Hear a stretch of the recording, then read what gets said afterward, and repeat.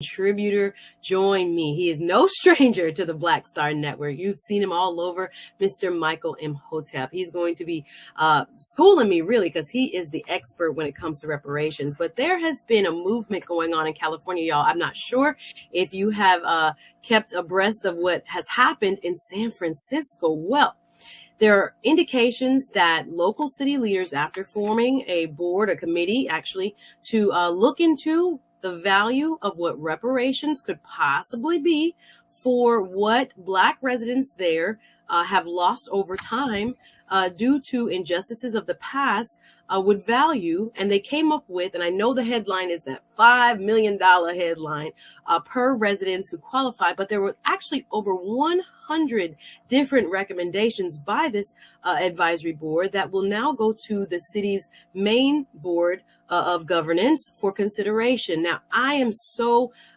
excited, yet even surprised, if I'm being honest, that the movement for reparations has gotten this far, so far that a city the size of San Francisco is thinking about putting a major policy initiative like this forward. Well, we're going to get to the bottom of this, and the devil, yes, is in the details. I want to welcome now, as a guest contributor today with me, Mr. Michael Imhotep. Welcome, sir.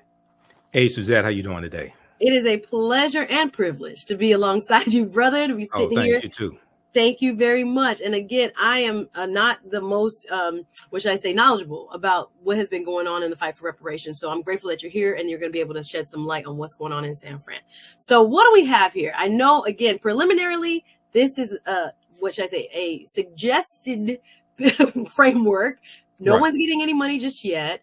But tell us what you have seen as your initial reaction with what's going on in San Francisco over there on the West Coast. Okay, and just very quickly, I'm a historian. I don't claim to be an expert on reparations, even though I know a lot about it. Okay, I hear you talk about it all the time. That's why I call you. Oh, yeah. Well, I'm a historian, and I study history, law, politics, and economics, but I don't claim to be an expert on reparations. Okay. But what we have here is you have a proposal of a one-time payment going to African Americans who are eligible, who would be eligible in the city of San Francisco, not for slavery, because San Francisco does not have a history of slavery, just as generally speaking, California does not have a history of slavery, because California came into the Union in 1850 as a free state, not a slaveholding state. So this would be, according to the article from CNN.com called San Francisco Leaders Show Early Support for $5 million Reparation Payments for eligible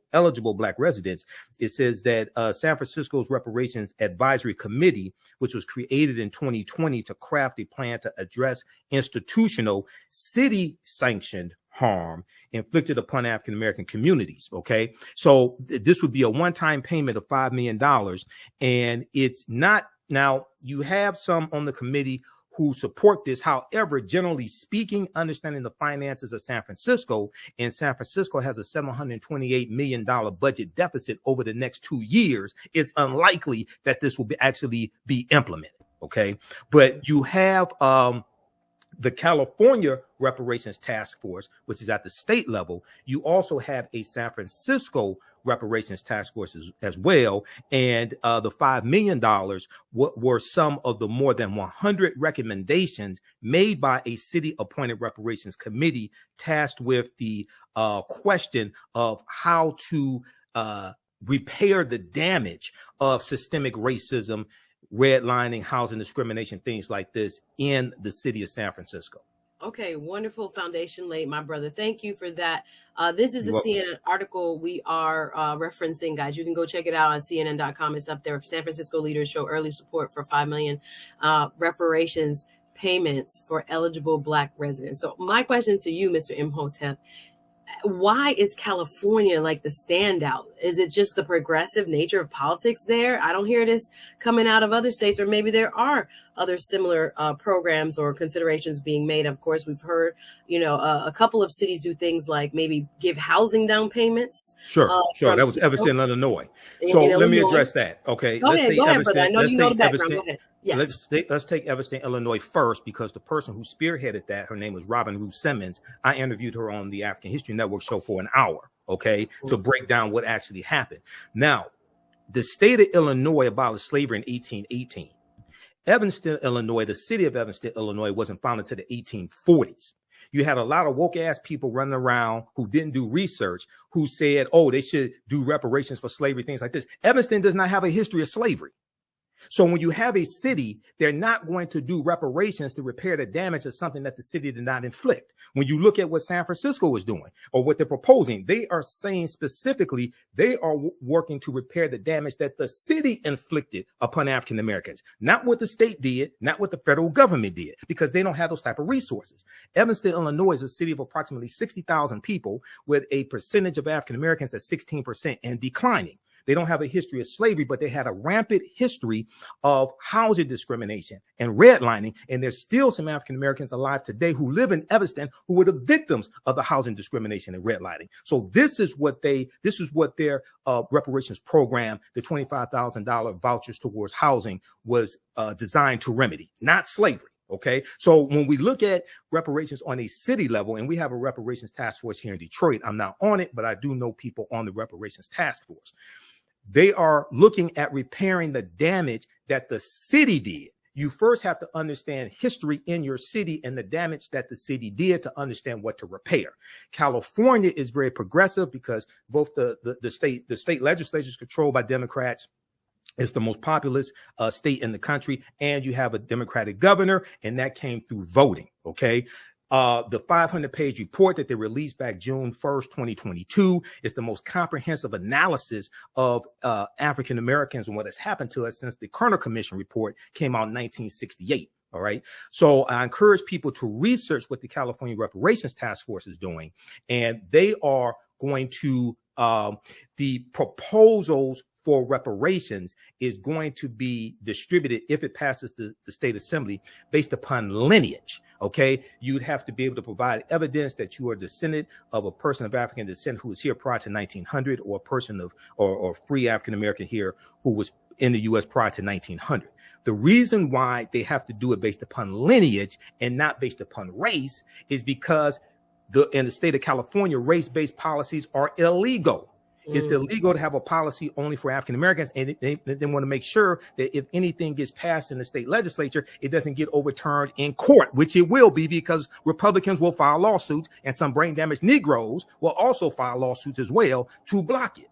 Okay, now at the federal level, Title VI of the 1964 Civil Rights Act, Section 601, non-discrimination and fairly assisted programs, bans race-based policies. So if reparations happens at the federal level, most likely what California is doing will be the model, because race-based policies at the federal level are illegal as well, which is why if we're seeking a legal remedy to a historical problem, we must understand both law and history. Well said, brother. Okay, I'm following you. I'm reading the chat. Y'all come on through with your questions. I see a chat member, his going by Oil King, and in his opinion, he has stated that he does not believe housing vouchers, so to speak, to be reparations.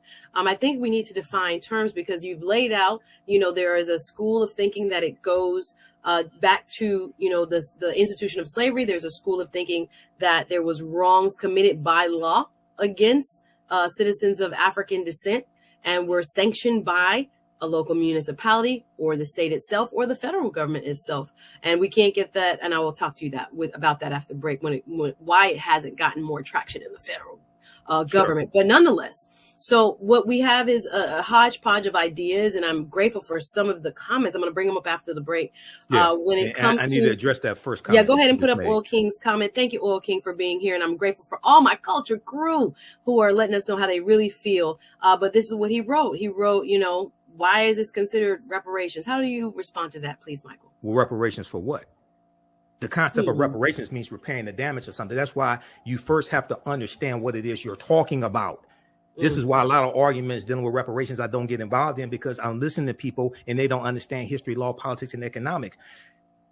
Evanston, Illinois has no history of slavery. So why is a city of 60,000 people going to pass a law to address something that didn't happen in the city and the city was not responsible for? The city was responsible for housing discrimination against Black people. Therefore, the city is going to implement laws to repair the damage that they are responsible for. We have to understand what it is we're talking about before we can seek a remedy for it. Reparations, the root concept, means to repair the harm, to make you whole again, to repair the damage of something that was done. You're trying to go in the left direction, but don't understand you should go in the right direction. Now, you need to repair the damage of a legacy of slavery and decades of Jim Crow. It's not just slavery. Chattel slavery ended something like 157 years ago. Decades of Jim Crow segregation, redlining, housing discrimination, voter suppression. What we're dealing with today is the culmination, the accumulative effect of all that what happened after chattel slavery ended when the U.S. Constitution, when the 13th Amendment was ratified December 6, 1865. You have to look at the collapse of the end of Reconstruction, collapse of the Freedmen's Bank, understanding the redlining that was created by the federal government, understanding why you have African-American homes at a value of $48,000 less than comparable white homes, which is a cumulative effect of $156 billion less net worth for African-American homes than comparable white home. So that's dealing with a legacy that happens after slavery ends. So when we deal with repairing the damage of a history of slavery and all that happened after that, we have to change the laws and policies that were put in place that continue to inflict the harm today. Cash payments are not going to do that.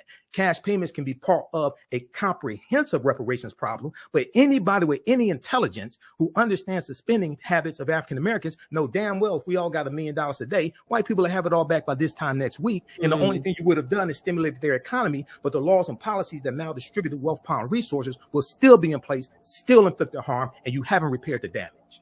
Well, we're doing work over here. Michael is really breaking it down. Let's put up Chris Big.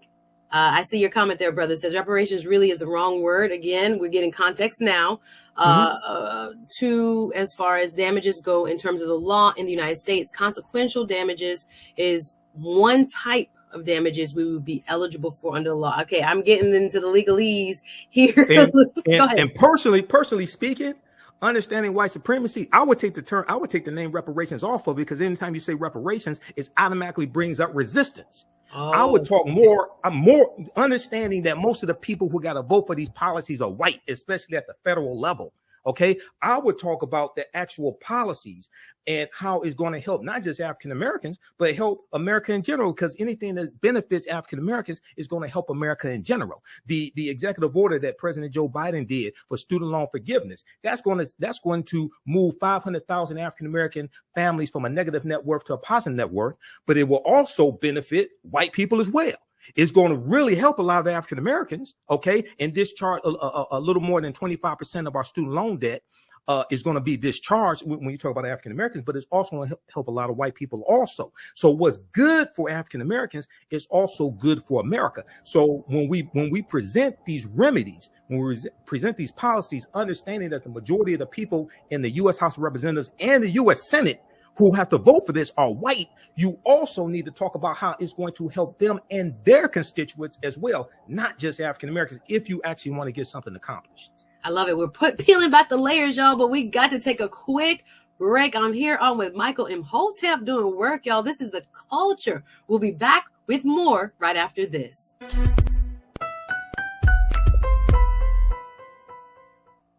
Hey, welcome back to The Culture. This is Suzette Speaks, sitting in for Faraji Muhammad. I'm here with my brother, Mr. Michael Imhotep, who is teaching y'all about what it is that's happening on the West Coast over in San Francisco.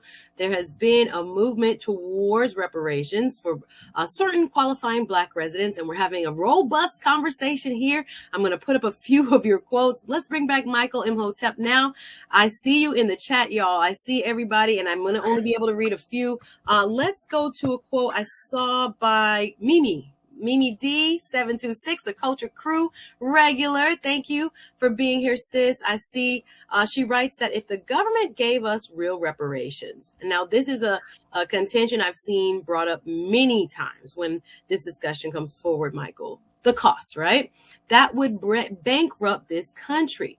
Are we cool with that? How do we address this when we are having the conversation, whether it be on the municipal level, right? Or whether it be, state, or even next we'll talk about the federal levels. But what about the cost? How do we address that? Because I'm thinking $5 million possibly per resident. who qualifies in San Francisco. Like you said, budgetarily, it doesn't even kind of comport. That ain't gonna happen. Don't look for your check in the mail if you live in San Francisco. That's what people will say. Not happening. So how do you respond to a comment like this? Well, first of all, what are you repairing the damage of? You first have to analyze what happened to African people and analyze the damage that was inflicted to then understand how to repair the damage. Okay, this is why you have to understand the laws and policies that were put in place, the voter suppression, the housing discrimination. And one of the main ways that people have accumulated homes and have accumulated wealth in this country is through ownership of homes. One of the biggest programs to do that was the GI Bill. 1945, 1946, and from about 1946 to 1970, $67 billion was invested into the GI Bill. This gave low interest loans to veterans of World War II and who served in the military to get low interest loans to buy homes, start businesses, and to go to school, go to college. Okay. Largely speaking, African Americans were heavily discriminated against that, even though we served in World War II, even though we earned those benefits and our taxpayer dollars were paying for them. So when we talk about the cost of reparations, one, just giving a check don't solve, just giving a check does not repair the damage that was done. Okay. And then you have people who say, well, our ancestors worked for free for X amount for 246 years, things like this. Yes, there were 262 skills, trades, and crafts that our people had in this country from 1619 to 1865. Now, how do you enforce that? What law or that? Now, this may go outside the circumference of some people's awareness. I don't play games with people. When you understand getting reparations, you have to have a legal foundation to be able to enforce what it is you say that you want. What law are you citing that slaves were supposed to be paid in the first place? Yes, slavery was morally wrong. I agree. Yes, it should not have happened. But when you study the laws of this country, when you study the U.S. Constitution, which is the first legal document that you should read, slavery was sanctioned by the U.S. Constitution. It was legal. So what law are you citing the slaves were supposed to be paid? This is why the legal arguments that we make for this have to be different than a lot of the arguments that have been made in the past. One of the legal arguments, and I've talked about it on this show, deals with enforcing the Black Freedmen and Indian Treaties of 1866, which is what one of my teachers, Dr. Claude Anderson, has been fighting and enforced for years. And then more recently, Attorney Demario Solomon Simmons, who is of Muskogee Creek ancestry and who is a frequent panelist on Roland Martin Unfiltered as well. He's been fighting for that because that is an actual example of us getting some type of restitution or reparations from the 5 civilized tribes of Native Americans, the Choctaw, Chickasaw, Creek, Cherokee, and Seminole Indians, who all owned African slaves. And then after the Civil War ended, they were forced by the federal government to allocate land to those Africans that they own and set them free and give them membership in those Native American tribes, give them all the rights and privileges of Native Americans. When you studied Black Wall Street in Tulsa, Oklahoma, we love to talk about Black Wall Street. I've studied the history of it, but we don't understand that Tulsa, Oklahoma was founded by Creek Indians around 1834. And when they went into Oklahoma, they took their African slaves with them. And a lot of the early African-American landowners in what will become Black Wall Street, which was that business district, which began at the intersection of Greenwood, Arch, and Pine, a lot of those early African-Americans gained land from those Black Freedmen Indian treaties, which are still in effect today. But many of our ancestors were being pushed out of those treaties starting in 1941. So I'm for what will ever work when it comes to repairing the damage of a legacy of slavery, Jim Crow segregation, and racism and redlining. To understand what will work, we need to understand the history of what has worked. And what has worked, and there's documented evidence of that, are the Black Freedmen Indian Treaties of 1866. Heck yeah. I'm gonna jump right in here because I say just let him go, because I know this is a passionate subject matter for you. I'm gonna put up another, based on what you just said, sir, you're doing work, quote from Jacqueline Boateng, I think is how you pronounce it, because what you have just mentioned is that there are different aspects of what could be considered, and the term is probably imperfect, reparations. But Jacqueline brings up reparation can come in the form of housing, education, healthcare, employment, and farming. Hello, somebody, because again, Black farmers have been through it. So we lost millions of acres of land coming from being discriminated against from the U.S. Department of Agriculture. I was going to say, inflicting harm upon us. USDA has done by law some of the most heinous things and created the most damage and remove the most land, right, from people of Black heritage. So when it comes to the check, because that's, I think some people are very hung up on the dollar amount, but there's other forms reparations can take. Would it be better? Or is it, like you said, depending on what was lost in the first place as a remedy of what law was in effect in the first place? But talk about the various types of reparations, even here in this specific case in California, in San Francisco, are being considered. Now, the headline gave you the $5 million per person, right? But there were other suggested remedies, over 100, in fact. So can you talk about what other, even in, the broader sense or directly related to the San Francisco proposal, forms of reparations that are being suggested? Various forms could be free college tuition, going a certain period of year without having to pay taxes. It could be allocation of land. For instance, just generally speaking, when you study the Homestead Act in this country, the Homestead Act of 1862, it gave over approximately 260 million acres of land, largely to white people in this country. They had to maintain the land for 5 years, and they had to pay the taxes on the land. Okay. And then after 5 years, the land was theirs. Okay. Well, you have tens of thousands of families, largely white families today, that still have land in their families that was given starting in 1862, but they gave away land for over 100 years. They kept giving away land up until about the 1970s or early 1980s. All right. Largely, African Americans were locked out of this massive land giveaway. That's the Homestead Act of 1862. Okay. This was legal. And this is an example of how we were being discriminated against. Then you have the Southern Homestead Act of 1866 that gave away about 45 million acres of land as well. So when we study the history here of massive land giveaways, then when you talk about housing is extremely important, because that's one of the main ways that people create wealth in this country. And because of redlining, which was created by the U.S. federal government around 1937, and what redlining did was they took a map and they drew red lines around areas where African Americans lived. And what happened was they made it either impossible to get homeowners insurance or insurance for businesses in those areas, or you had to pay a very high rate. Okay. And then we were discriminated against when it came to get low interest loans. Like when you have the suburbs that are being built after World War II. Okay. You had white people who were able to get 3% down on low interest loans to get homes built out in the suburbs. African Americans were largely locked out of being able to take advantage of those benefits we earn in our taxpayer dollars paid for. So we're locked in the inner city. Then the U.S. Interstate Highway Acts in 1952 and 1956 drive 41,000 miles of U.S. interstate highways all across the country, comes right through Detroit, right near where I live. I live where Black Bottom was, right here in Detroit. It wipes out thousands of homes and businesses. Displaces about 1 million people. The article that I posted here called Bulldozed and Bisected is an excellent analysis from NBC News that documents this. Okay. Well, the $1.2 trillion infrastructure bill that only 19 Republicans in the Senate and only 14 in the House voted for, that's going to start to repair that damage that the U.S. government did through the U.S. Interstate Highway Acts. Okay, wiping out homes, wiping out businesses. It's going to start repairing those neighborhoods where the expressways went right through. So housing is extremely important, especially now with the cost of housing increasing, because during the 2 years of COVID, they weren't building new homes. So you have a crunch when it comes to housing stock. You think I wouldn't want a house right now? Absolutely.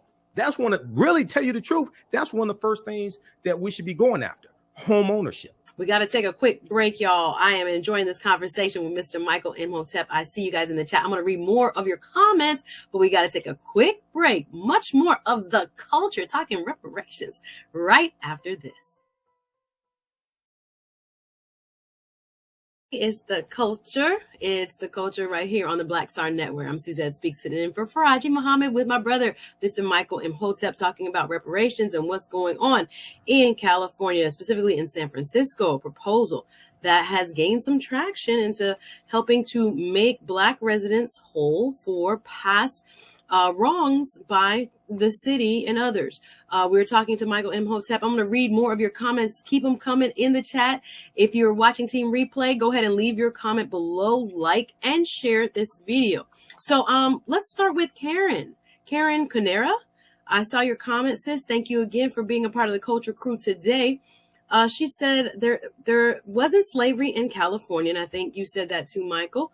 Right. There was and is racism. The return of Bruce's Beach, and I love the Bruce's Beach example, to the great grandson was the best example of reparations so far. He sold it back for $20 million. Do you want to make any kind of comparison there? Well, when you read the articles dealing with the California Reparations Task Force, one of the things they talk about repairing the damage of is the theft of land, like with Bruce's Beach. Okay. And then in the San Francisco area, you have the Fillmore District. Okay, which was a district that was wiped out by expressways, and they had a lot of African-American homes. It was in the 1960s.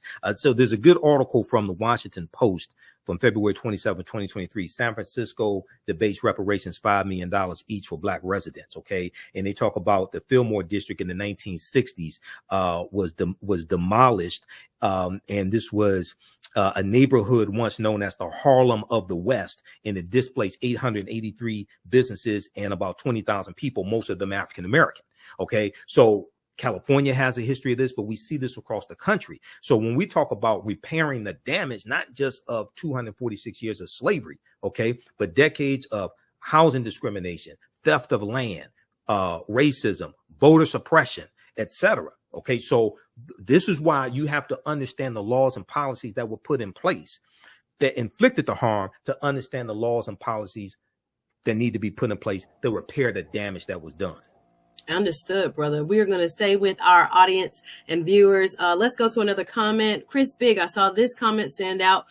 You wrote, thank you, sir. Compensated Emancipation Act paid reparations to slavery owners at $300 per slave. That was only in Washington, D.C. That was the compensated. That was the compensated. Okay. This is the mistake people make. That was the Compensated Emancipation Act of April 16th, 1862, which was sponsored by a senator who was an abolitionist. It was passed by Congress, signed into law by President Abraham Lincoln. And it was about something like 2,900 petitions by slave owners that only applied in Washington, D.C., that did not apply to all slave owners in the country. All right. Okay. And we're just going to finish the quote, and then you can respond as well. So I used that number to come up with $4.9 trillion adjusted for inflation. The mistake he's making is he thinks that applied to all of the African slaves in this country. It did not. That only applied to Washington, D.C. Go to the Zen Education Project, read the information they have on the Compensated Emancipation Act, archives.gov has it, etc. So this is why we really have to understand what it is that we're talking about. Because I hear people thinking that applied to all the slaves in the U.S. and all the slave owners. No, it did not. That was only for Washington, D.C., and that was in 1862 during the U.S. Civil War. Okay, very interesting. Y'all teaching me here, and I'm enjoying the conversation. I'm a historian. I've been studying history 33 years. Google my name. Visit my website, theafricanhistorynetwork.com. There's a reason why I'm in 7 documentaries. Okay, well, I think also maybe and just to play devil's advocate, they perhaps do know it only applied to D.C., but are still using it.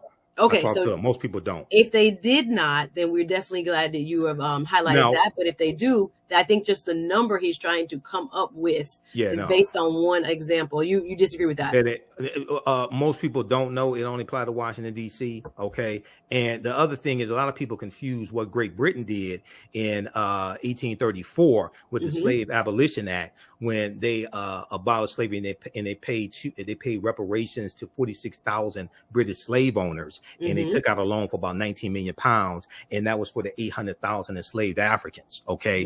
A lot of people can confuse what Great Britain did with what the U.S. did. Okay, understood. Thank you. Keeping us on our toes and keeping us accurate. I appreciate you, Mr. Michael Imhotep. We're going to go next to, let's bring up Oil King. I saw this quote, just give me housing. I think when we were talking about housing, sir, this quote was used then. And he said, don't call it reparations. We have plenty of housing programs. So he said he doesn't need the title reparations, although it could be used to make Black people whole. I know you went kind of in depth with that. Do you think that is one of the, I guess, most reasonable or possibly, which I say, you use the word resistance, probably would be least resisted means of providing Black folk? Coming from the federal government, part of it. See, we have to have comprehensive repairing of the damage. It's not going to be just one thing. It's not going to be just one bill. Okay. Mm-hmm. So home ownership, and not just home ownership, free property taxes. Because see, there's a history of African Americans having their property taxes over assessed, and then we lose our home when we can't pay the property taxes. This is one of the ways our land has been stolen from us. Over assessing property taxes, the heirs' property rights, when it comes to a loophole, when it comes to land ownership. And this is one of the ways that a lot of African-American farmers have lost their land with the heirs property loophole, which is, say for instance, say if 10 grandchildren inherit land, okay, from their grandfather or grandparents, and then one of them sells the land to a speculator, part of their land to a speculator, then there's a loophole that allows them somehow to be able to take over the rest of that land. This is heirs property. All right. When you study this, we've lost millions of acres of land through that. So it can be part of a comprehensive repairing of the damage. But this is why you first have to understand what happened to us. And one of the mistakes we make is we try to start studying our history in slavery. As a historian and as a student of Professor James Small, Dr. Leonard Jeffries, and Professor Kabahai Watha Kamene, I have to say, when we talk about repairing the damage and making us whole again, we first have to understand who African people were and what African people had before we were put into an institution of slavery that stripped us of our history, names, culture, spiritual systems, folklore, mores, nationalities, things of this nature, and put us into an institution that put us into the category of chattel. You can't start studying our history in slavery because you missed the thousands of years of history prior to that. So when we talk about repairing the damage, I want to be restored to the level that my ancestors had prior to slavery, not get a check because they didn't get paid during slavery. This is a totally different concept. I was going to say that conceptually, I've never heard reparations placed as in what we would have been. I'm trying to tell you, we have to refashion how we think about repairing the damage. You first have to analyze the damage that was done. That's very deep. I love this question. We got to take a quick break after this, but Lana L says, does the African History Network have a reparations class? I would love to. We have history classes. You and me both, sis. We have history classes that I teach that deal with not just the history of slavery, but thousands of years of history leading up to slavery taking place. I teach that on Saturdays, 2 p.m. Eastern Standard Time. It's called Ancient Kemet, the Moors, and the Ma'afa, Understanding the Transatlantic Slave Trade, what they didn't teach you in school. And then the class I teach on Sundays, 2 p.m. Eastern Standard Time, Black resistance movements from the Haitian Revolution, the U.S. Civil War, Civil Rights Movement, and Black Power movement. So we deal with understanding, repairing the damage, reparations, things like that in both of those courses. Visit my website, theafricanhistorynetwork.com, theafricanhistorynetwork.com. You can register for those. And I'm also teaching I'm doing a free online lecture Saturday, March 18th, 12 noon Eastern Standard Time, in honor of Women's History Month, or Black Women's History Month. It's called Great African Women in History, the Mothers of Civilization. So you can register for all that at our website, theafricanhistorynetwork.com. But we do deal with understanding reparations better and repairing the damage and who we were before we were put into the institution of slavery. I love it, y'all. We have more time. Listen, I got to get to a few more comments. I'm enjoying this conversation on reparations with Mr. Michael Imhotep. We got to take one more quick break, y'all. Don't go anywhere. We're going deep. I'm Suzette Speaks in for Faraji Muhammad. More of the culture right after this.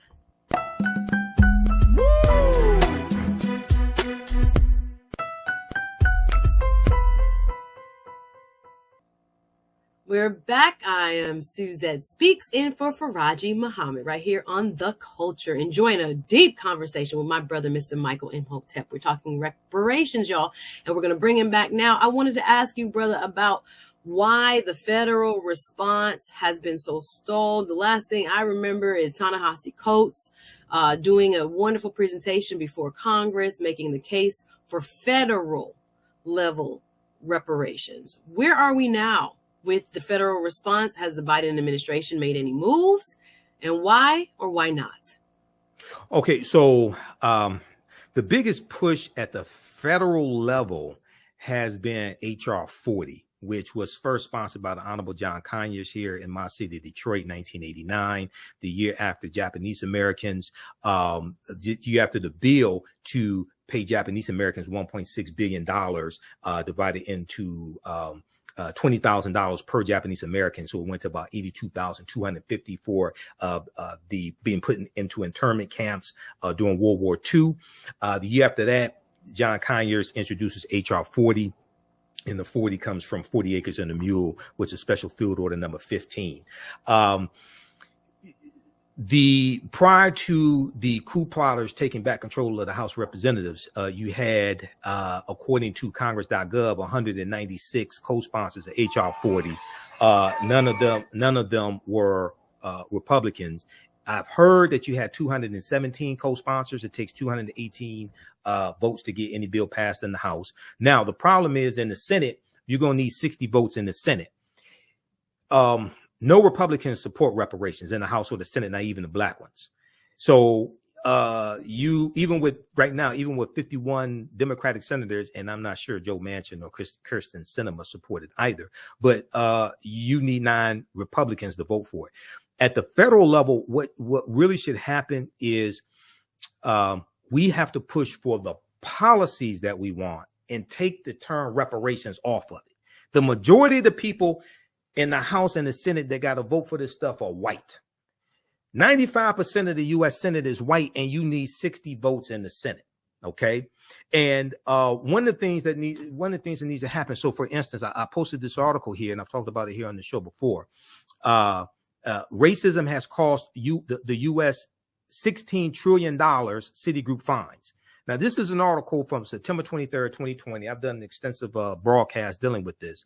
And it documents how over the course of 20 years, from the year 2000 to 2019, the U.S. economy has lost $16 trillion due to racism.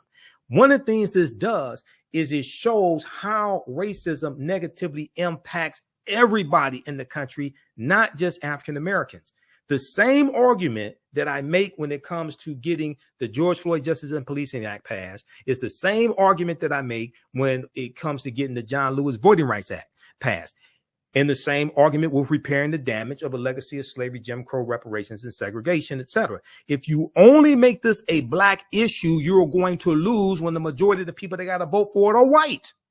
If you actually, if you can pull up that article, because what it does is it goes and looks at 3 categories, and it says that black workers have lost $113 billion in potential wages over the past 2 decades because they could not get a college degree. Okay, so if you correct that, then they can buy homes, they could buy cars, things like this. This helps grow the GDP. This helps grow the economy. Number 2, the housing market lost $218 billion in sales because black applicants could not get home loans. This helps banks. This helps real estate agents, etc. This helps grow the economy. Number 3, about $13 trillion in business revenue never flowed into the economy because African-American entrepreneurs could not get access to bank loans.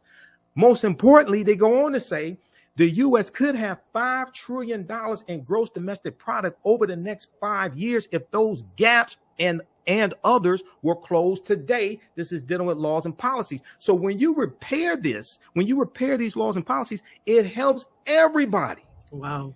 So we have to, and what this study does, and there are others like it, it shows how racism is hurting everyone in this country, even though we may get the brunt of it. Okay. So we have to also understand how to market the benefits of correcting these structural inequities, as opposed to just focusing on how it's going to help African Americans when the majority of the people that got to vote for this stuff are white.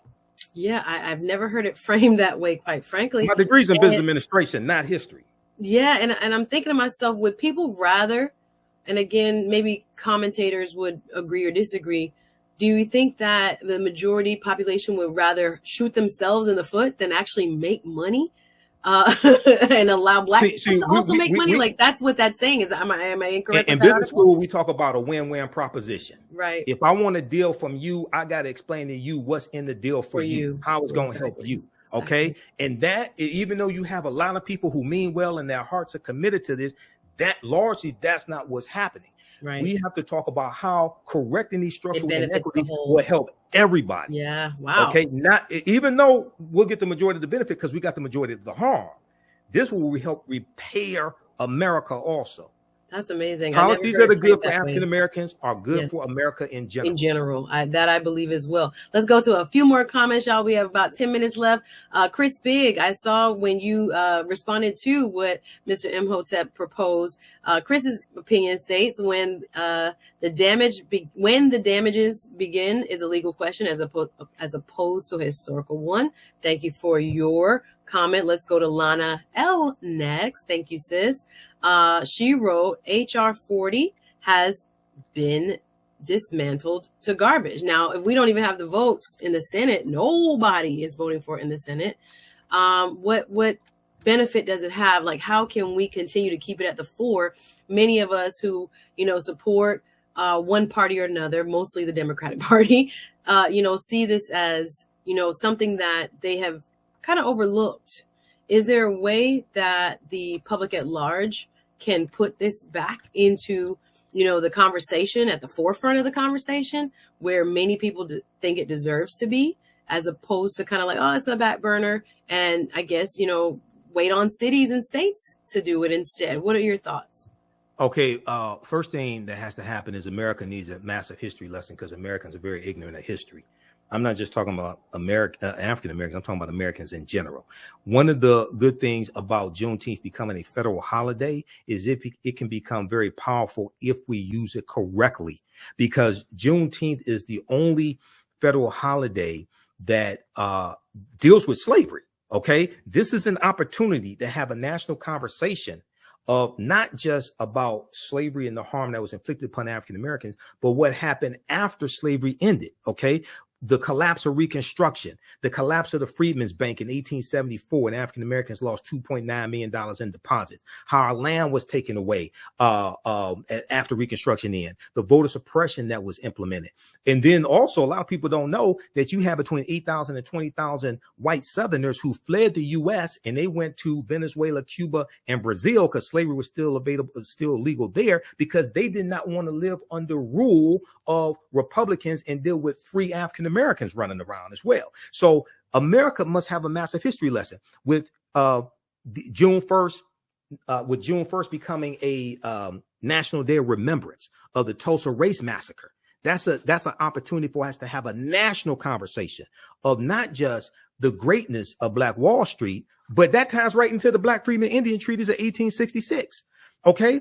Because that's how a lot of early African-American landowners got land to build Black Wall Street, was from those treaties. All right. So we have to understand that, one, America needs a massive history lesson. Two, you have to use that history lesson as a platform to push the policies that have to be put in place to help repair the damage. And three, talk about how repairing the damage will benefit everybody in this country, not just African Americans, when white people are the majority of the people who have to vote for these laws. Now, if we were 70% of the population, it'd be totally different with 13.5%. Okay. Right. And we only make up 2.5% of the U.S. Senate. And I say half because half the time Senator Tim Scott doesn't act like he's Black. Well, hold on now. We about out of time. He's against reparations, by the way. Tim Scott is? Okay. If he jumps into the race. He voted against the John Lewis Voting Rights Act. He blocked the George Floyd Justice and Policing Act. Okay, he voted against Judge Ketanji Brown Jackson. He voted against Kristen Clark being a deputy head of the Civil Rights Department of the Department of Justice. He's phenotypically Black, not consciously Black. All right, now we got to wrap up because there's so much more that we can say about this. I want to get a quick 30-second prediction. Now, this was through an advisory board in San Francisco. Do you think this actually gets adopted by the elected officials in San Francisco? The $5 million? Yes, any of it. I don't think the $5 million is. I think some of the other recommendations will. Now, the real test is what happens when lawsuits are filed. This is why you have to be on strong legal footing to withstand, because whatever you pass, laws get interpreted by the judicial branch of the government, and that can go to federal and it can go to the U.S. Supreme Court. All right, we're out of time. We'll have to leave it there. Thank you, Michael Imhotep, for doing work today on the culture. Appreciate you coming through. Of course, we'll come visit you. Thank you very much, everybody, for watching. Please, if you are not already subscribed to my channel, I do have a little YouTube channel going on. Go over to Suzette Speaks. Just look it up on YouTube, Suzette Speaks. And I want to thank my brother Faraji Muhammad for allowing me to fill his very large shoes right here on the culture. I appreciate all the culture fam for watching, commenting, sharing, and for holding us down in general. I hope you enjoyed the conversation. I'll be back tomorrow, also guest hosting. That's it for us today, y'all. We'll see you tomorrow. Thank you so much for watching. Hotep, everybody. Hey, this is Michael Imhotep, founder of the African History Network, host of the African History Network show. So I was on Faraji Muhammad's show, The Culture, today, Thursday, March 16th. And Suzette Speaks was sitting in for Faraji. And we talked about San Francisco, the California Reparations Task Force and the San Francisco Reparations Task Force. And we talked about one of about 100 proposals coming from the San Francisco Reparations Task Force, and is getting a lot of headlines, and it deals with $5 million, a one-time payment of $5 million to eligible African Americans in San Francisco, not for slavery, and also the president of the NAACP in San Francisco, who sits on the committee for both the Reparations San Francisco Task Force, San Francisco Reparations Task Force, and the California Reparations Task Force, Reverend Amos C Brown, who's the president of the San Francisco NAACP. He has come out in opposition to the $5 million payment. So you have a lot of people putting out misinformation on social media. So I want to give you the facts and break this down, okay? Because you have a lot of people who disagree with the $5 million. I said on Faraji's show is unrealistic and it's not going to happen, all right? So let's look at a few factual articles so people can stop putting this nonsense out here, lying to our people. Let's look first at this article from February 27th, 2023 that I referenced today on Faraji's show. San Francisco debates reparations, $5 million each for Black residents, ? $5 million each for Black residents. Conservatives say the proposal to give qualified Black residents $5 million each would be financially ruinous for the city. And even some reparations advocates dismiss the figure as an unrealistic distraction. It is unrealistic, okay? And it's nonsensical. That ain't going to happen at all. So when we look at this article here, one of the things, I mentioned on Faraji's show today, the Fillmore District in San Francisco in the 1960s, the Fillmore District was demolished, and there was a neighborhood that had about 883 businesses and about 20,000 people. And most of them were African American. Okay. Decades later, thousands of people remain displaced, and the neighborhood has turned into a predominantly white enclave of multi-million-dollar homes. Now, when we look at San Francisco, just like California does not have a history of slavery. So when we talk about repairing the damage, it's not just for slavery, it's for decades of Jim Crow segregation, housing segregation, redlining, voter suppression. It's a number of different things, not just reparations, not just slavery. Okay, so first and foremost, a lot of what we think we know about reparations, we need to discard, we need to throw it away and start at the bottom, dealing with history, law, dealing with facts and evidence. Because a lot of this stuff floating around is just nonsensical, and it's designed to generate revenue for the people who keep pimping our people, lying to them, putting this nonsense out here, and elevate their social media platforms or whatever the hell it is that they're trying to do.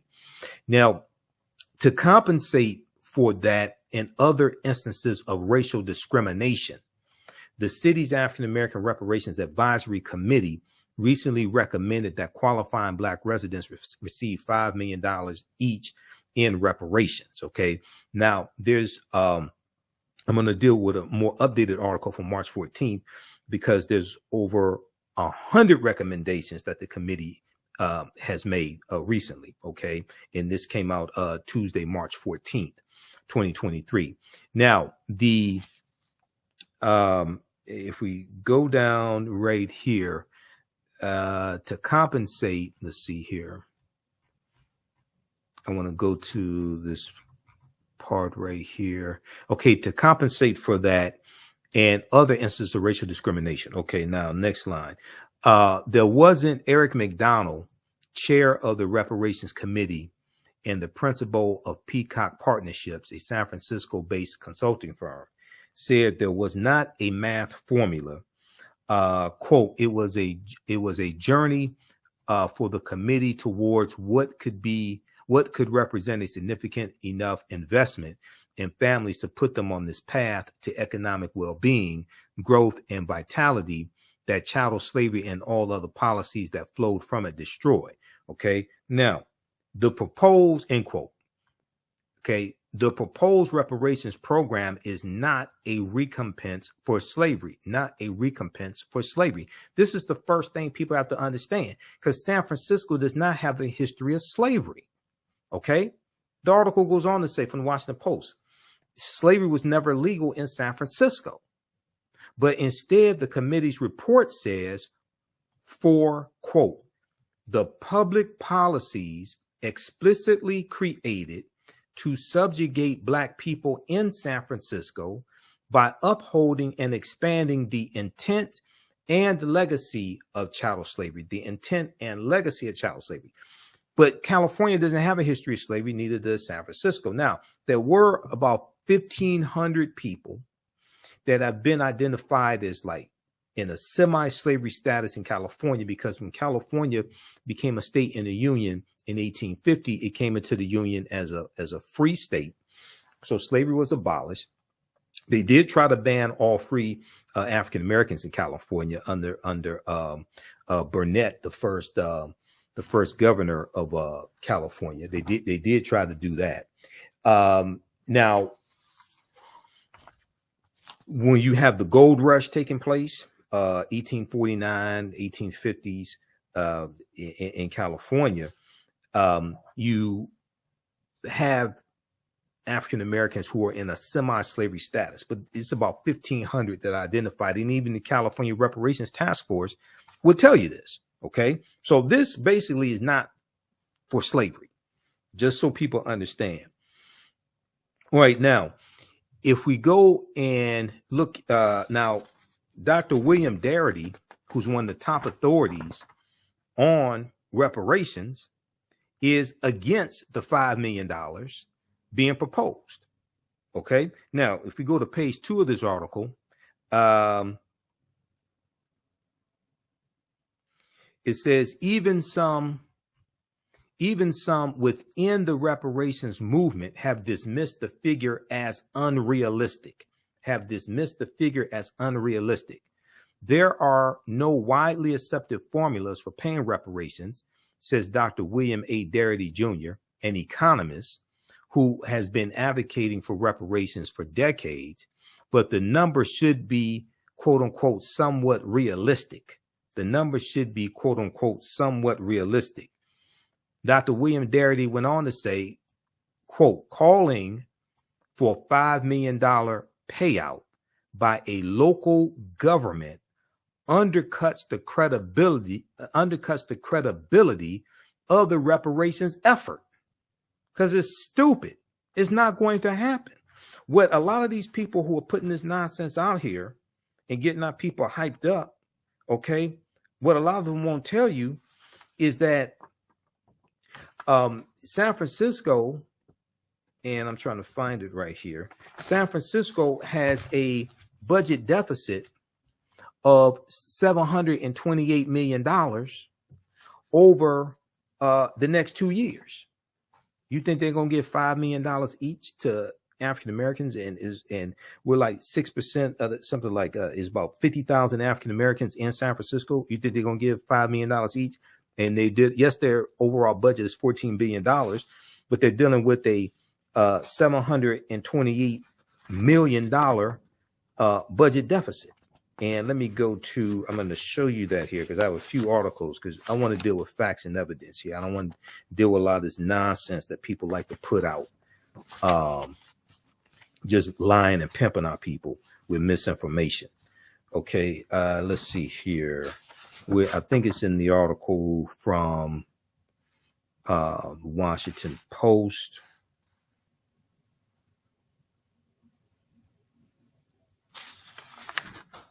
All right, let's continue. Let's continue with the article from the Washington Post. I'll find. Oh, yeah, it's in the article from Washington Post, page 4. Okay, let's look at this page 4. All right, because I want to make sure we deal with facts and evidence. I'm a historian, okay, and a researcher. Proper documentation ends all conversation. I don't deal with a lot of this nonsense that people want to put out here and hype our people up with misinformation. Let's see. Okay, if we go to page 4 of the article, it's like the third paragraph from the bottom. I would have put that up in the first 2 paragraphs, to be honest with you, if I was writing this article. Right here. Despite being home to Silicon Valley's tech billionaires, San Francisco faces a $728 million budget deficit over the next 2 years. San Francisco faces a $728 million budget deficit over the next 2 years. And even some reparations committee members are critical of the proposal of the $5 million. It distracts from now, this is Reverend Amos C Brown, who is the president of the San Francisco branch of the NAACP, and he's on the task force for both the California Reparations Task Force at the state level and the San Francisco Reparations Task Force at the city level. He said it distracts from the report's other recommendations, said Reverend Amos C Brown, a member of both San Francisco and the state's Reparations Task Force. Quote, you can't put a dollar tag on the horrifying and hellish evil that our ancestors went through.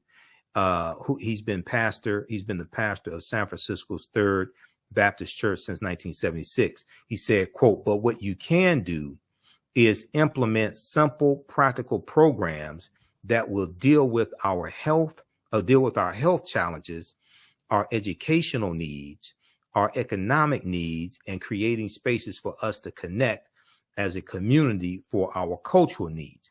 Now, what people don't seem to understand, so once again, San Francisco does not have a history of slavery. What people don't seem to understand is that whatever gets passed, there are going to be lawsuits filed, and it's going to have to go to court. And you want to make sure that you're on strong legal footing so that whatever you pass at the city level doesn't get overturned in the judicial branch of government, doesn't get overturned in the courts, because this is what's going to happen. All right. And nobody wants to talk about that. It's just like a lot of the people who said that, oh, all Joe Biden has to do is sign an executive order to forgive student loan forgiveness. That means you don't understand law and don't understand the power that the limitations on the power of the executive branch of the federal government, because his student loan forgiveness executive order had to be very targeted, and they used the 2003 HEROES Act, which already passed Congress, which gives the president the ability to discharge debt during a time of crisis. But he's doing this through the Department of Education and the powers that the Secretary of Education has. So that's why they put parameters on when it came to income under $125,000 income, and forgive up to $10,000. And then if you took out a Pell Grant, you can get up to $20,000 forgiven, to make sure they're on strong legal footing to operate within the power of the executive branch of the federal government based upon the HEROES Act, but also based upon Article 2 of the U.S. Constitution and the powers that the president has. A lot of those people who said all he has to do is do an executive order didn't see lawsuits being filed. They didn't know that was going to happen, and didn't know it's going to end up in the U.S. Supreme Court. And you got a 6-3 conservative majority in the U.S. Supreme Court, thanks to Donald Trump and the Heritage Foundation and the Federalist Society. Okay. And the 78,000 people in 2016 who voted for Trump instead of Hillary Clinton, because Donald Trump won Michigan, Wisconsin, and Pennsylvania by 78,000 votes, which gave him 270 electoral college votes, okay, to become president-elect. So just like they didn't see lawsuits being filed when it comes to student loan forgiveness, and that's going to help millions of white people, even though it's going to definitely help a lot of African Americans, that's going to help millions of white people, they don't see lawsuits being filed here. This is why you have to be on strong legal footing. Okay, now, if we look at this, if we go to page...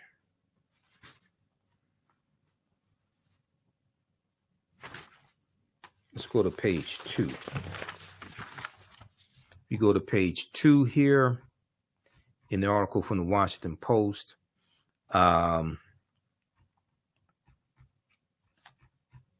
Okay, San Francisco's $5 million proposal, which has gained a lot of headlines. San Francisco's $5 million proposal, magnitudes larger than amounts. Let me try to find that here. San Francisco's $5 million proposal, magnitudes larger than amounts being discussed in other communities, has drawn intense backlash from conservatives who lambast the idea as financially ruinous for a city with an annual budget of $14 billion that is still recovering economically from the pandemic. The proposal does not explain who would qualify. Yeah, it doesn't explain the criteria. Doesn't explain who would qualify, how they would qualify.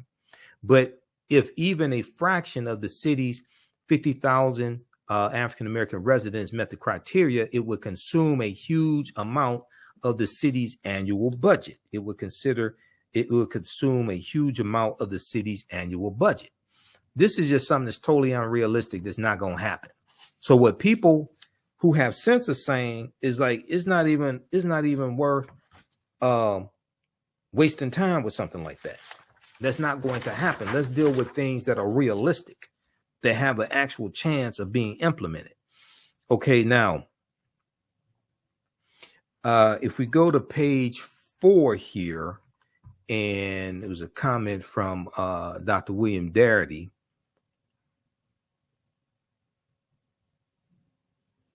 This one deals with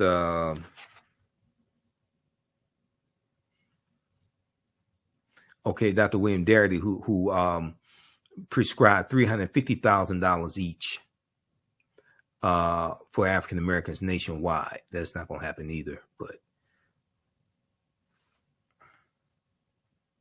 this is on page 3.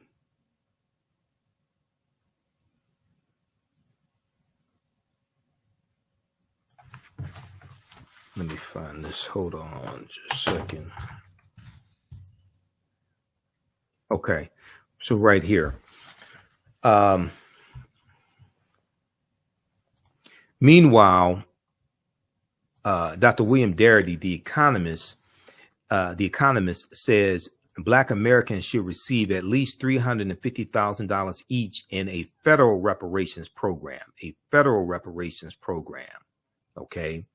A figure based on his calculation of the country's racial wealth gap.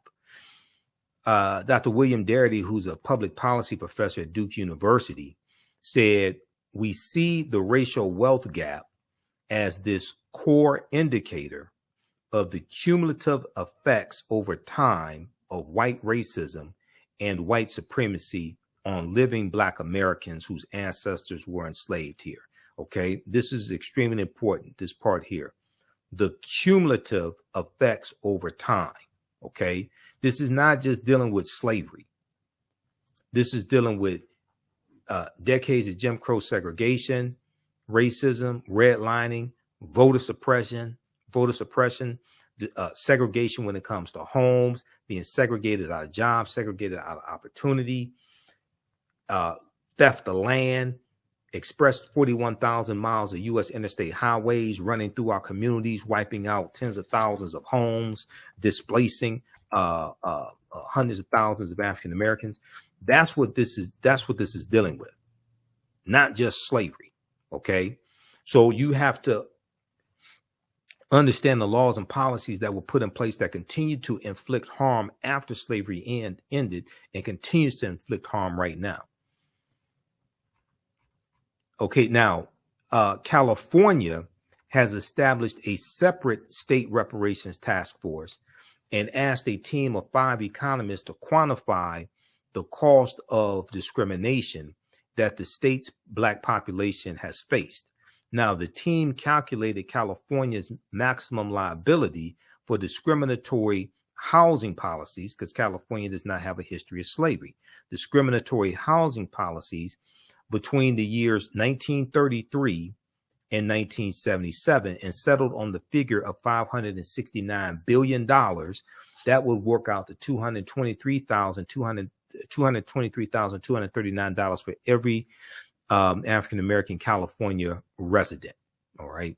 Okay, so check out the rest of this article here from the Washington Post. San Francisco debates reparations, $5 million each for Black residents. This is from February 27th, 2023 by Emmanuel Felton for the Washington Post. Okay, so let's deal with like realistic remedies, not nonsensical, fantastical, simple Simon ass nonsense that sounds good in headlines but is not going anywhere. All right, now you also have this article here from the Associated Press that was picked up by NBC News, and in this article, let's see here. I want to go to. Let's pull this one up.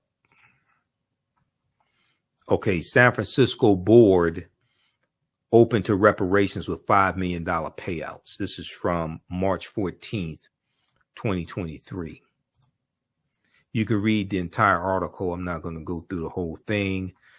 It's just a part that I want to highlight. We just look at the first couple of paragraphs here. So the draft reparations plan released in December is unmatched nationwide in its specificity and breadth. Okay, so this was updated March 15, 2023. Now, payments of $5 million to every eligible Black adult. They haven't set the criteria yet, so we have no idea what it would be. The elimination of personal debt and tax burdens. The elimination of personal debt and tax burdens. Guaranteed annual incomes of at least $97,000 for 250 years, and homes in San Francisco for just $1 a family. Okay, these were some of more than 100 recommendations made by a city-appointed reparations committee tasked with the thorny question of how to atone for centuries of slavery and systemic racism. Okay, but California does not have a history of racism. Neither does San Francisco. And the San Francisco Board of Supervisors, hearing the report for the first time, Tuesday voiced enthusiastic support for the ideas listed, with some saving money with some saying money should not stop the city from doing the right thing. If the city don't have the money, it ain't gonna happen. Let's just be realistic. Okay, it's not, stop living in fairy tale land. If the city don't have the money, it's not gonna happen, and you have to make sure you're on strong legal grounds, because when you get sued, that can be overturned in court. Okay, so this is why we have to deal with what's realistic and what you are on legal footing in doing, not something that just sounds like fantasy. Okay. Several supervisors said they were surprised to hear pushback from politically liberal San Franciscans, apparently unaware that the legacy of slavery and racist policies continues to keep Black Americans on the bottom rungs of health, education, economic prosperity, and overrepresentation in prisons and homeless populations. Okay, so are they talking about in the U.S. or San Francisco? Because once again, now I said this on Faraji's show today. What people have to understand when you deal with city-based reparations, the city is looking to repair the damage that the city was responsible for inflicting.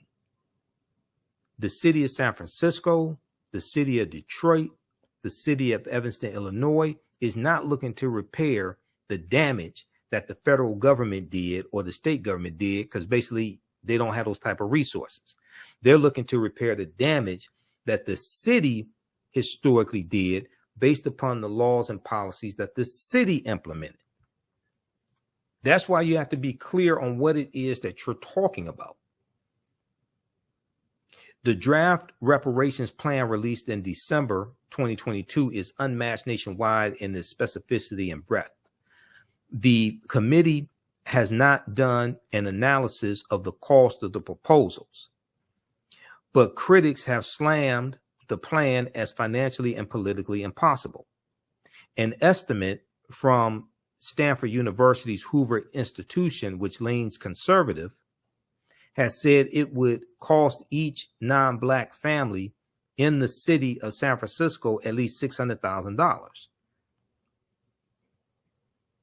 Even if it costs each non-Black family in the city of San Francisco $300,000 or $200,000, that's not going to happen. I'm just telling you right now. Okay, don't wait for your reparations check in the mail. Especially $97,000 a year for 250 years for African Americans in guaranteed annual incomes in San Francisco. No, that's not happening. Now, in San Francisco, African American residents made up more than 13% of the city's population, but more than 50 years later, now this was this was, I think, in the 1960s. But more than 50 years later, they account for less than 6% of the city's residents and 38% of its homeless population. The Fillmore District once thrived with Black-owned nightclubs and shops until government redevelopment in the 1960s forced out residents. Okay, and you have the expressways that come through and displaced a lot of African Americans. Now, fewer than 50,000 Black people still live in the city of San Francisco, and it's not clear how many would be eligible. Possible criteria include having lived in the city during certain time periods and descending from someone incarcerated for the failed war on drugs. Okay, critics say the payout make no sense in a statement in a state and city that never enslaved people. This is what I'm trying to explain to people. You have to understand what it is that you're talking about. You can't just, especially when you deal at the city level, you have to understand the history of that city. You're dealing with repairing the damage that the city inflicted, not what the state government did or what the federal government did. Critics say the payouts make no sense in a state and city that never enslaved Black people. Opponents generally say taxpayers who were never slave owners should not have to pay money to people who were not enslaved. Okay. Now, yes, reparations needs to take place in San Francisco and California, but it should be based upon repairing the damage of the laws and policies that were implemented by the state of California and by the city of San Francisco. That's what you're repairing. Okay, advocates say that that view ignores a wealth of data and historical evidence showing that long after U.S. slavery officially ended in 1865, government policies and practices worked to imprison Black people at high rates, deny access to home and business loans, and restrict where they could work and live. That doesn't, I mean, they may talk about opponents to reparations in general, but no, this is, even when you read what the California Reparations Task Force is saying, and when they put out their 500-page study, and they talk about what happened in the state of California, they deal with housing discrimination when it comes to bank loans, to get mortgages and start businesses, all different types of things. And they talk about they talk about California primarily. They do talk about the U.S., and they talked about how African Americans have been harmed, you know, throughout the U.S., but they focus on California based upon policies that California implemented. All right. So check out this article also. San Francisco board open to reparations with $5 million payouts. And then there was one from the Associated Press that came out Wednesday, March 15th. Wednesday, March 15th from the Associated Press. Okay, so this one right here from the Associated Press, what's the next step for Black reparations in San Francisco?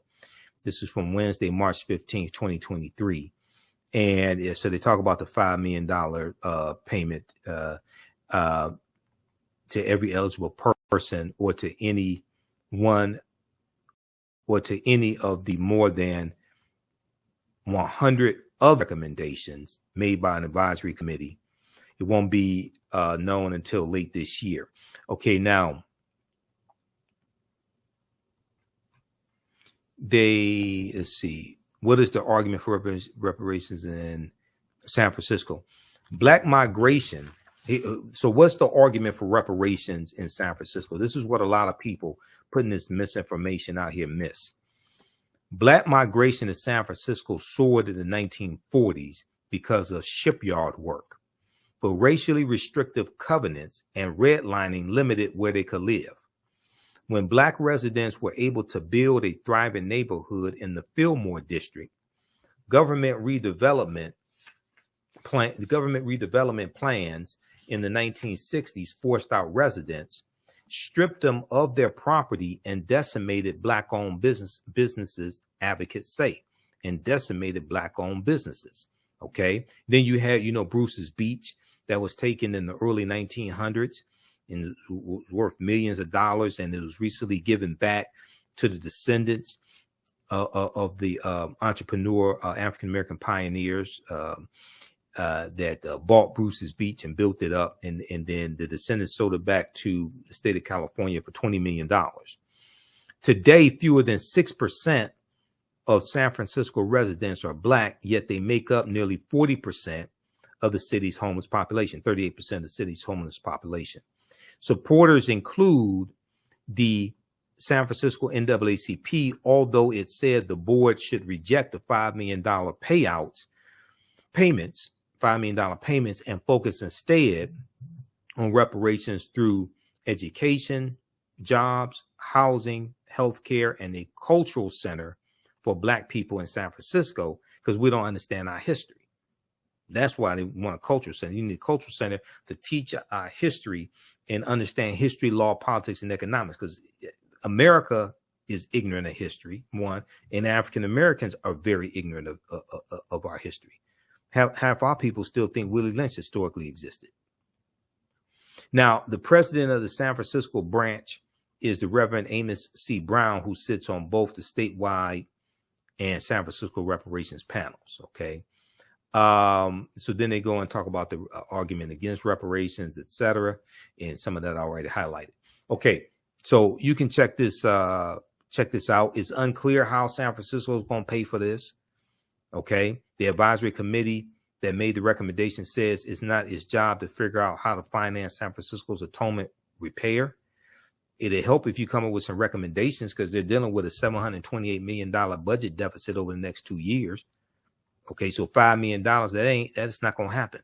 What are some of the other reparations recommendations? Recommendations in education, including establishing an Afrocentric K-12 school in San Francisco, hiring and retaining Black teachers, mandating a core Black history and culture curriculum, and offering cash to at-risk students for hitting educational benchmarks. It's not going to be just one. We're talking about repairing the damage for decades, okay, of racism, discrimination, etc. It's not going to be one policy that does it. We have to have comprehensive reparations. It has to be a number of things. You first have to identify the harm that was done through the various laws and policies, then implement multiple laws and policies to address that harm that was done and repair the harm that was done. That's why it's not going to be just one policy. You have to have comprehensive reparations. Recommendations in health include free mental health, prenatal care, and rehab treatment for impoverished Black San Franciscans, victims of violent crimes, and formerly incarcerated people. The advisory committee also recommends prioritizing Black San Franciscans for job opportunities and training, as well as finding ways to incubate Black businesses,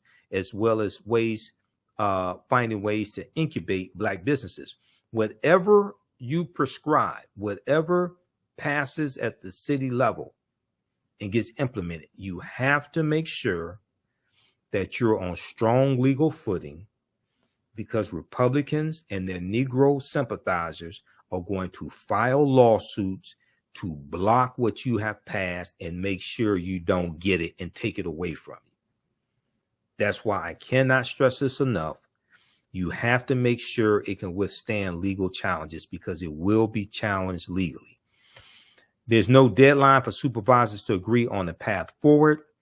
The board next plans to discuss reparations proposals in September 2023, after the San Francisco African American Reparations Advisory Committee issues a final report in June of 2023. Okay. All right. Read the rest of this here. This is from the Associated Press. What's the next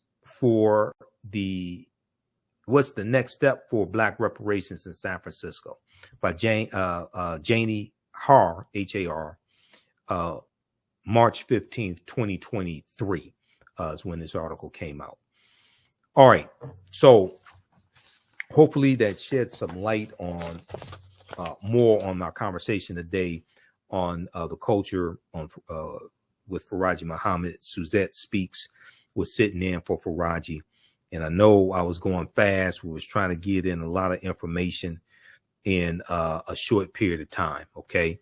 All right. If you like this type of information, be sure to support the African History Network, $ the AHN Show through Cash App, $ the AHN Show through Cash App. Also, register for the online history classes that I teach, because while I was on the show, somebody posted in the comments, and Suzette Speaks read the comments. Do I teach history classes? Do I teach classes on reparations? I teach online history classes. We discuss reparations some in the classes, but more importantly, we deal with history. So there's two main history classes that I teach: 12-week online history courses, Ancient Kemet, the Moors, and the Ma'afa. Understand the transatlantic slave trade, what they didn't teach you in school. Kemet's one of the original names for Egypt. The Ma'afa is a Kiswahili term referring to the Great Disaster, our Holocaust, the transatlantic slave trade. Teach this class Saturdays, 2 p.m. to 4 p.m. Eastern Standard Time. Visit our website, theafricanhistorynetwork.com, theafricanhistorynetwork.com. Register right now for it. Click right here, register for the full course. We do the sessions live. All the sessions are archived and recorded. You can go back and watch it anytime. So on Saturday, March 18th at 12 noon Eastern Standard Time, I'm doing a free online lecture, Great African Women in History, the Mothers of Civilization. And so click right here to register for that also.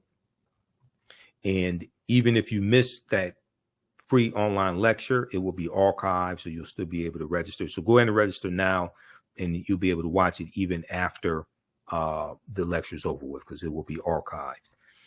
And then on Sundays, 2 p.m. to 4 p.m. Eastern Standard Time, I teach Black resistance movements from the Haitian Revolution, the U.S. Civil War, Civil Rights Movement, and Black Power Movement. We look at history from 1800 through 1968, understand what leads up to the Civil War taking place. We look at the Haitian Revolution and the Louisiana Purchase, because those two events are related. And we go through and look at Reconstruction era, 1865, 1877, Jim Crow era, Great Migration, World War I, World War II, Civil Rights Movement, and Black Power Movement, to understand what happened to us after slavery ended, what were the laws and policies put in place to put us in the predicament we're in today, to understand where we need to go from here. Okay, so this is Black resistance movements, and you can register for that as well. That's on sale, $80, regularly $130. Okay, and we have a bundle pack of courses there also.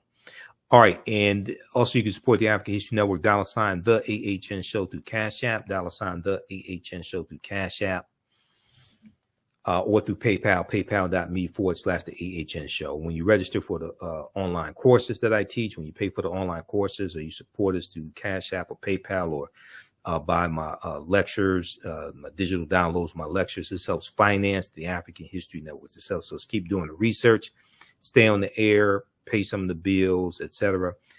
Finance the radio show, the Sunday night radio show, the African History Network show.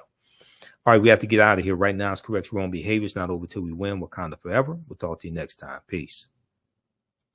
Hotep, everybody. Hey, this is Michael Imhotep, founder of the African History Network, host of the African History Network show. Join me Saturday, March 18th, 2023. 2 p.m. Eastern Standard Time for my 12-week online course, Ancient Kemet, the Moors, and the Ma'afa, Understanding the Transatlantic Slave Trade, what they didn't teach you in school. This is a fantastic online course that I teach, and we deal with thousands of years of history and what leads up to the transatlantic slave trade taking place. Visit my website, theafricanhistorynetwork.com, theafricanhistorynetwork.com. We have the information right on the homepage of the website. You can register for this online course. We do the sessions live. All the sessions are archived and recorded. You can go back and watch it anytime. So I teach this class 2 p.m. to 4 p.m. Eastern Standard Time on Saturdays. If you missed any of the previous classes, as soon as you register, you'll be able to watch them. So the class is on sale, $80, regularly $130. And even after this 12-week online course is over, you can go back and watch the entire course. Visit our website, theafricanhistorynetwork.com, theafricanhistorynetwork.com. We also have a preview of the online course right here on the homepage of our website and our YouTube channel, Michael Imhotep, IMHOTEP. And this deals with African empires that Europeans tried to steal and claim as their own. So we can't start the study of our history in slavery. We have to deal with thousands of years of history that leads up to the transatlantic slave trade taking place. We can't start in the 1400s when the Portuguese get involved. We can't start in 1619 when the White Lion pirate ship comes into Virginia, okay, with those 20 and odd Africans on it.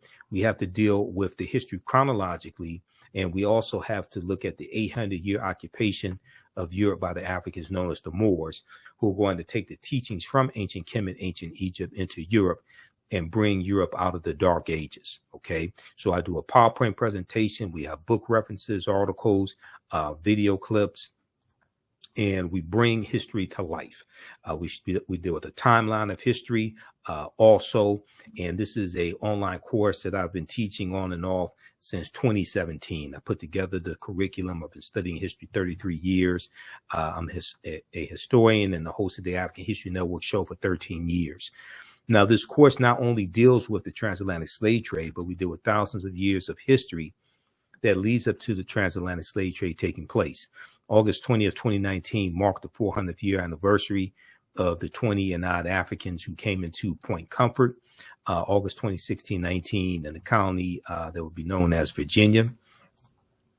And that year was known as the year of return, and many African Americans were reconnecting to Africa and traveling to Ghana and other West African countries. When we discuss the transatlantic slave trade, we have to first understand that African people are the original people of North, Central, or South America, and we've been in the land we call the United States of America. We've been in the land that we call the United States of America going back at least 51,700 years. So we look at archaeological discoveries that have taken place over the last 15 to 20 years. We look at Dr. David Imhotep's book, The First Americans Were Africans, Documented Evidence, and I've interviewed him about 13 times in the African History Network show. We know his book is backed up by 713 footnotes, 7 peer-reviewed articles.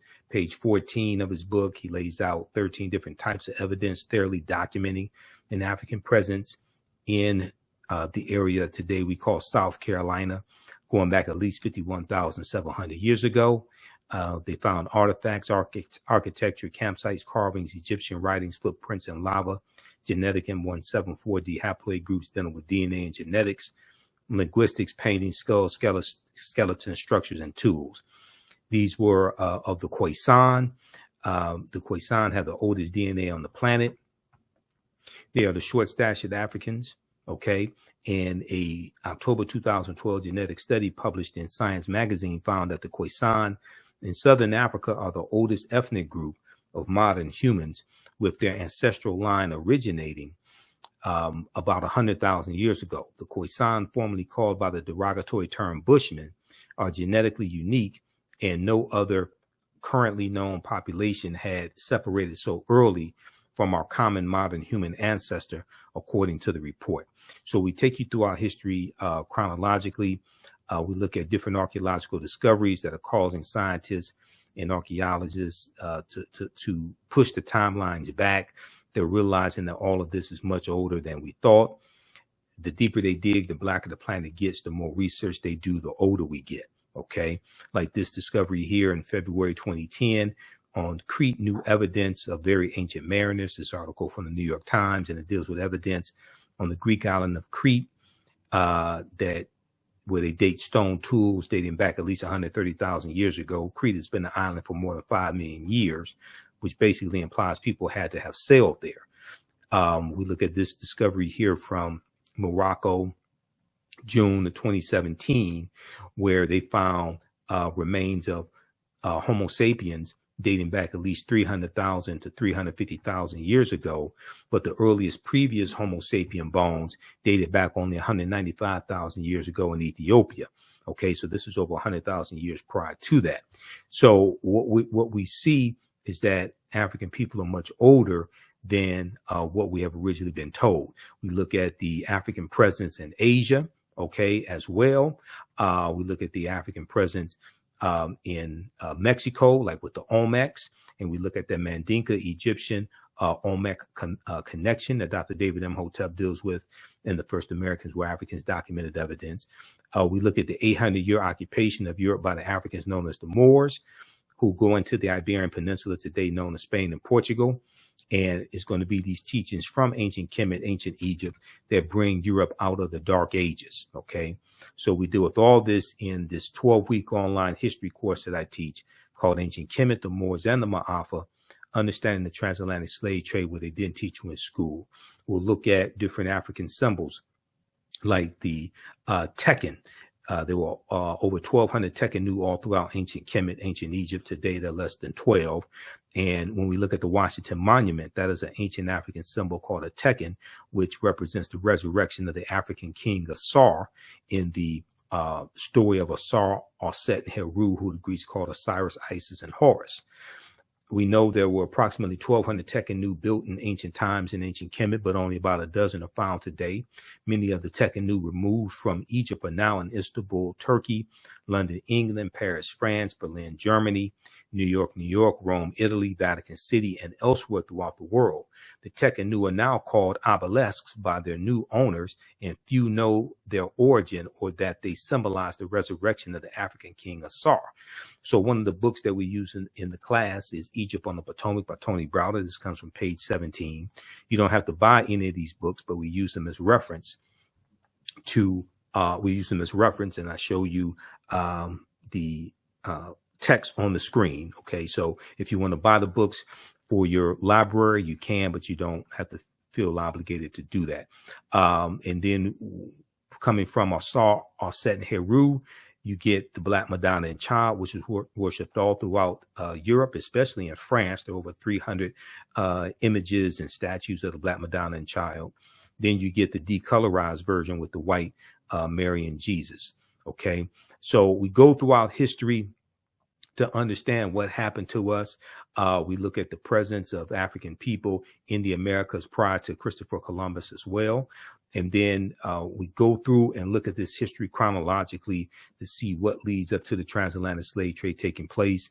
And we analyze that as well. We look at different African civilizations, whether it's ancient Nubia, whether it's ancient Kemet, Carthage, Axum, Numidia, okay, to get a better understanding of this history. And one of the reasons why African history and culture is so important is because it's our history and culture that gives us our foundation. It gives us our values, our interests, and our principles. This gives us a cultural paradigm that we see reality through.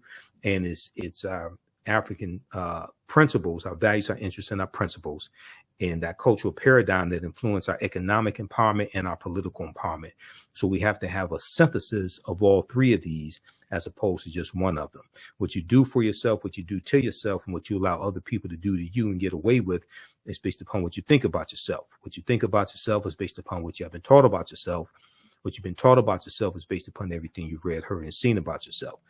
Your understanding of politics is directly related to your understanding of history, because politics is the legal distribution of scarce wealth, power, and resources, and the writing of laws, statutes, ordinances, amendments, and treaties, their adoption, interpretation, and enforcement. And we know is laws and policies that also shape historical events. Laws, policies, and conditions shape historical events. Okay, so the more that you understand about history, the more you understand about politics. And so we have to understand history, law, economics, and politics. So we deal with the history of the Moors in Europe as well. One of the books that we use in the class is Golden Age of the Moor, edited by Dr. Ivan van Sertima. We look at General Tariq ibn Ziyad, who in 711 AD led his army into the Iberian Peninsula, today known as Spain and Portugal, and they're going to conquer the Vandals and the Visigoths and settle there in southern Spain also. Okay. All right. And we definitely have to deal with Christopher Columbus, who helped to lay the foundation for slavery, racism, and capitalism, the exploitation of indigenous people. He helped really to lay that and expand the transatlantic slave trade, because Columbus and his 4 voyages are going to lead to the Anciento de Negros being signed by King Charles V in August of 1518. Okay. We talk about people like the Right Reverend Bishop Bartholomew de las Casas. And we know the Anciento de Negros drastically expands the transatlantic slave trade, and it gives a license to European slave traders and slave trading companies to provide Spanish colonies with African slaves. We look at where Columbus went on his 4 voyages, because he never came to the land that we call the United States of America. The closest he came here is Cuba, which is 90 miles away. Okay, so people need to stop saying that Columbus discovered America. Yes, there were African people and Native Americans already here, but he never even came to the land that we call the United States of America. So this is just a sample of the type of information that we deal with in this 12-week online course that I teach. Ancient Kemet, the Moors, and the Ma'afa, understanding the transatlantic slave trade, what they didn't teach you in school, is on sale right now at our website, theafricanhistorynetwork.com, theafricanhistorynetwork.com. It's on sale $80, regularly $130. We do the sessions live Saturdays, 2 p.m. to 4 p.m. Eastern Standard Time. Next class is Saturday, March 18th. You don't have to be live in class. You can watch it archived. Even a year from now, 2 years from now, you'll still have access to the full class. You can still go back and watch it. Okay. Now, we have a bundle pack of courses, so you get both classes that I teach for $120.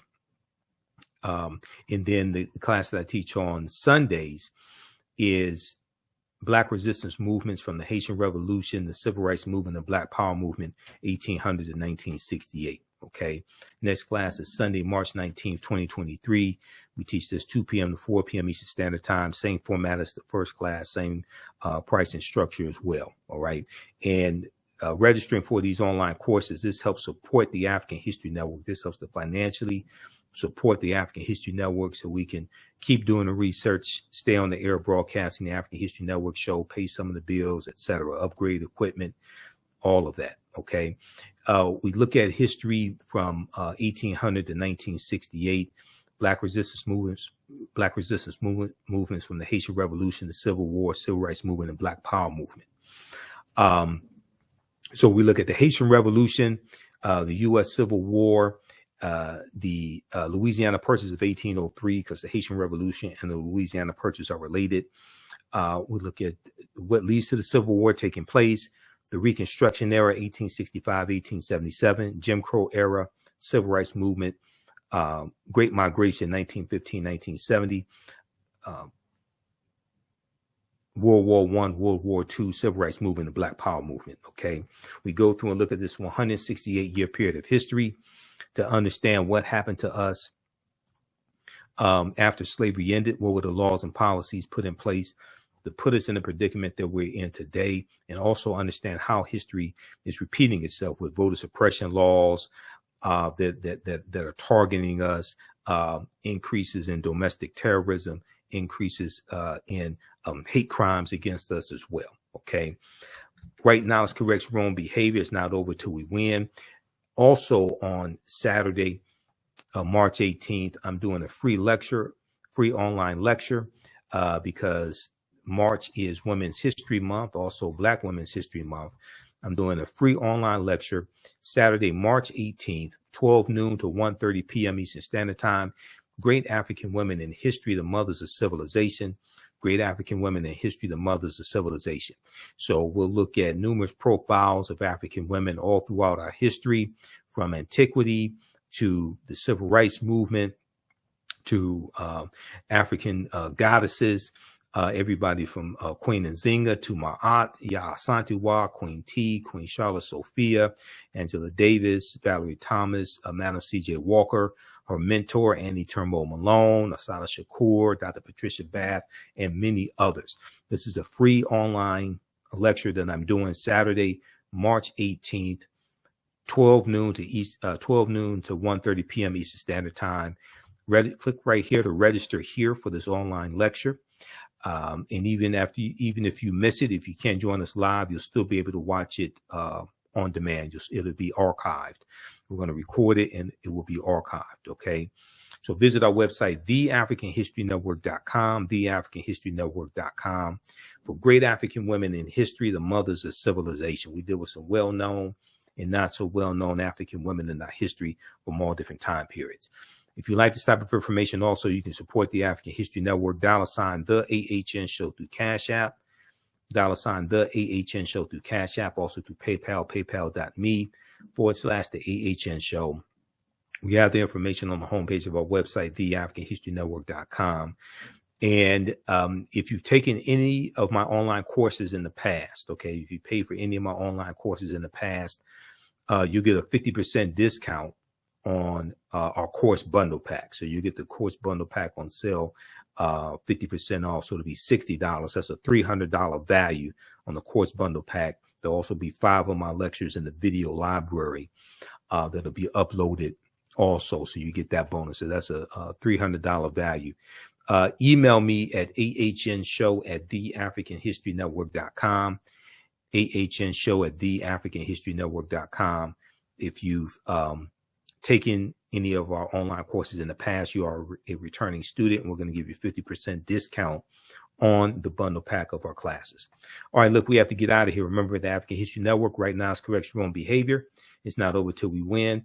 Watch me on Fridays, 6 p.m. Eastern Standard Time on Roland Martin Unfiltered on the Black Star Media Network, or follow Roland on Facebook and YouTube at Roland Martin. And then also watch me normally on Mondays, 4 p.m. Eastern Standard Time on Faraji Muhammad Show, The Culture. Okay. And I was on Thursday, March 16th, because I wasn't on this past Monday. And that's on Roland's network, also the Black Star Media Network. And be sure to listen to my radio show, the African History Network Show, Sundays, 9 p.m. to 11 p.m. Eastern Standard Time on 9:10 a.m. Superstation WFDF here in Detroit. And also when we're on live, we broadcast on Facebook and YouTube, the radio show, The African History Network on Facebook, Michael Imhotep on YouTube. We have our social media platforms here. And also you can listen to audio podcasts of the African History Network show. Just click right here to listen to podcasts, or wherever you get your audio podcasts from. Search for the African History Network show. We're on iHeartRadio,